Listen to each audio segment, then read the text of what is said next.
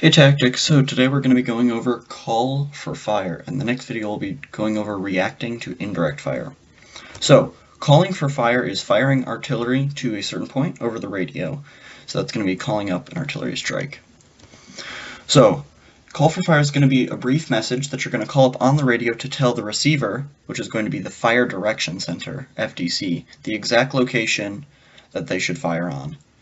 And there's 6 elements. So the first 2 is going to be your observer ID and your warning order. Your second one's going to be your target location, description, method of engagement, and fire control. So the first one's going to be your observer ID. This one's going to be your call sign. So every individual is going to have a specific call sign. And then warning order is going to be the type of mission that you're firing. So the 2 that we're going to talk about today are going to be adjust fire and fire for effect. So adjust fire is going to be used when you're not entirely sure where the enemy is on a map. So you can see them, but you don't know exactly their location. Fire for effect is just shooting all of the rounds possible to destroy the enemy. So usually you'll do that after adjust fire. There's also suppress and immediate suppression, but we're not going to talk about those today. Also for warning order, you would specify the size of the element that you would want to fire, but for our case, you don't need to specify that. So, transmission might sound like Foxtrot Delta Charlie, this is a line 16, polar point, fire for effect, over. So you can just ignore polar point for right now, we're going to cover it in just a second. But you can say, in this mission, you can see that my call sign is a line 16, I'm calling the Fire Direction Center, and I'm calling for a fire for effect mission. So that's going to be shoot all of your rounds to destroy the enemy.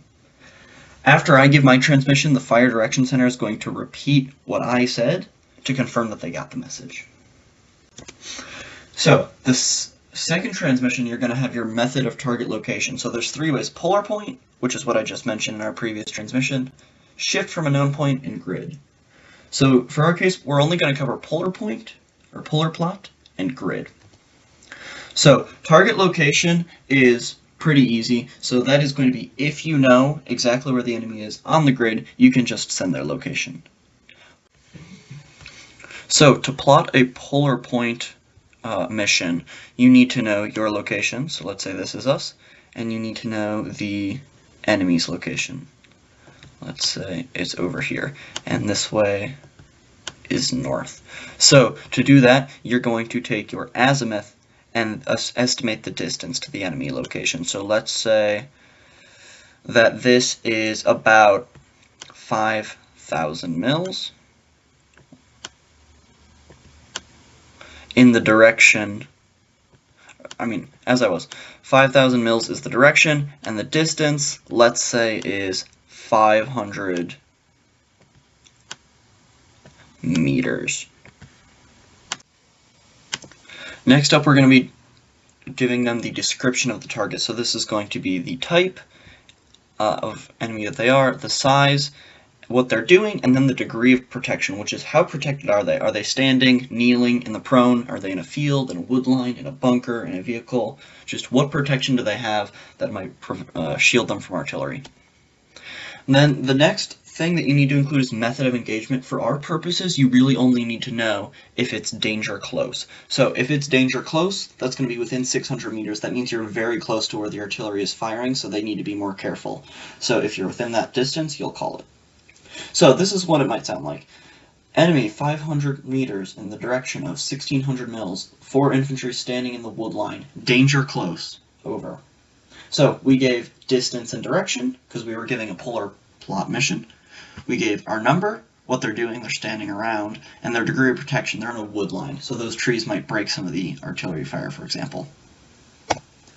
After that, the observer is going to either approve or deny your fire mission. At that point, they're going to send you a message to observer, which if you were a forward observer and this was your job, you'd understand, but for our purposes, you probably won't.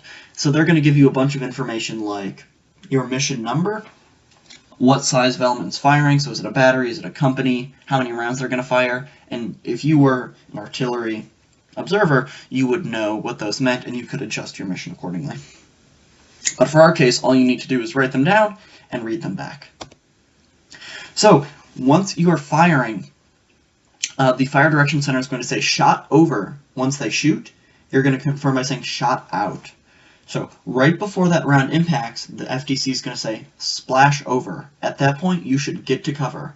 Once the round impacts and explodes, you're going to confirm and say splash out.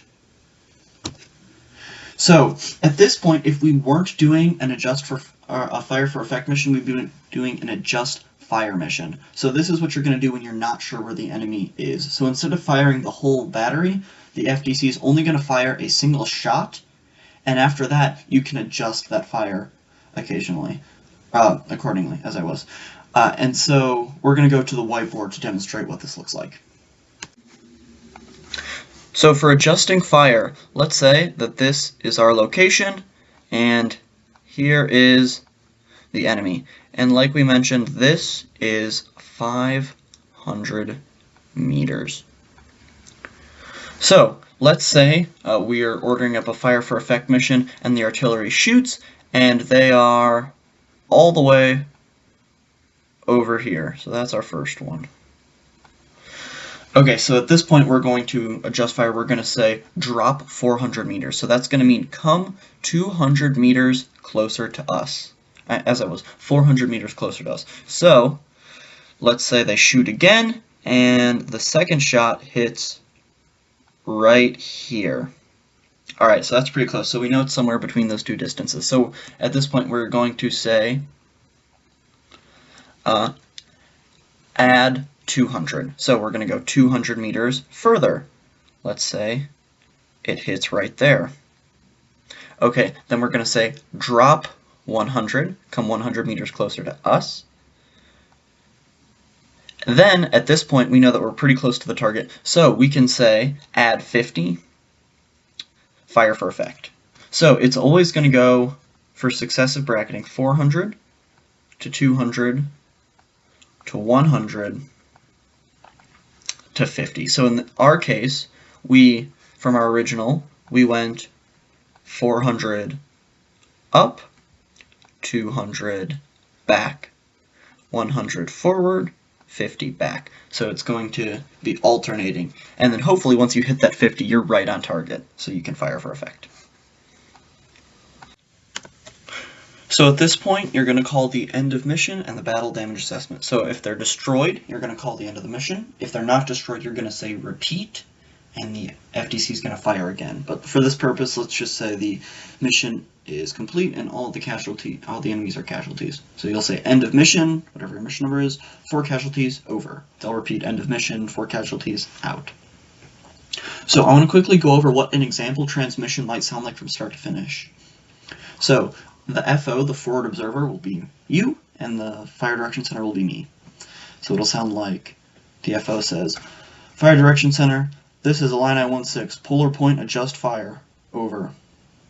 Illini 16, this is fire direction center, polar point, adjust fire, out. So on. Enemy 500 meters, direction of 1600 mils, 4 infantry standing at the edge of a wood line, danger close, over. And for this, remember, it's danger close because we're within 600 meters. The FDC is going to repeat that. And then they're going to give the message to observer. The FO is going to repeat it. All right, so the direction center is going to say shot over. You'll say shot out. Then right before it impacts, you'll say splash over. You'll say splash out. So since this is an adjust for fire, we're going to do bracketing. So let's say it was really far off. So you're going to say drop 400 over. They'll say drop 400 out. And then we'll do that bracketing that we just did on the whiteboard. So we'll skip a little bit, and let's say you are going to say add 50, fire for effect, over, because you're sure of where the enemy is. They will say add 50, fire for effect, out. They'll do the splash over, splash out, destroy it. Let's say you're going to call the end of mission. So you'll say end of mission, 4 casualties, over, end of mission, 4 casualties, out. And that is how you call for fire. So in the next video, we're going to be talking about reacting to indirect fire.